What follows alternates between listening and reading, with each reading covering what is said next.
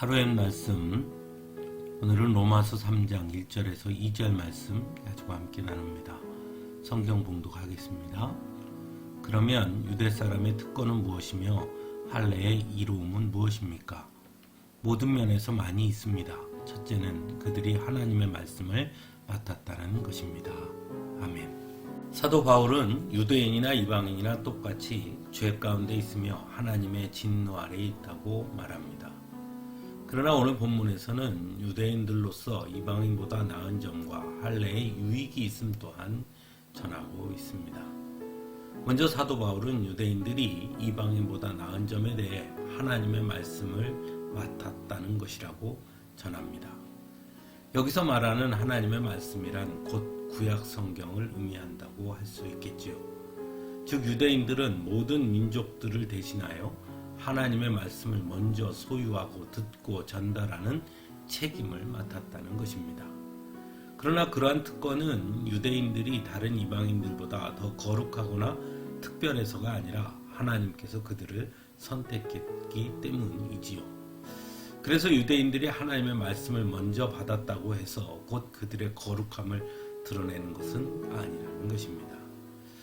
오늘날 우리 성도들은 하나님의 특별한 은혜를 받은 사람들입니다. 그리고 언제나 우리는 하나님께서 우리를 부르시고 택하셨음을 고백하지요. 하지만 그렇다고 우리가 다른 사람들보다 더 거룩하거나 특별해서가 아니라는 것 또한 분명히 알아야 합니다.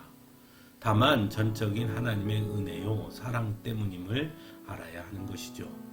하지만 또한 분명한 것은 하나님의 특별한 은혜와 사랑을 입은 자들이니 이제는 그 이전과는 다르게 또는 다른 이들과 구별되고 달라야 한다는 것입니다. 즉 거룩해서 부름받은 것이 아니라 부름받았으니 이제 거룩해져야 하는 것입니다. 특별해서 하나님의 선택을 받은 것이 아니라 하나님의 특별한 선택을 받았으니 이제는 특별한 자가 되었음을 알아야 한다는 것이죠. 그래서 우리에게 필요한 것은 우리를 불러주시고 택해주신 하나님의 은혜와 사랑에 언제나 감사할 수 있어야 한다는 것입니다. 또한 부르시고 택해주신 하나님의 은혜와 사랑을 입은 자답게 하나님의 영광을 드러내는 자로 서야 하는 것이죠.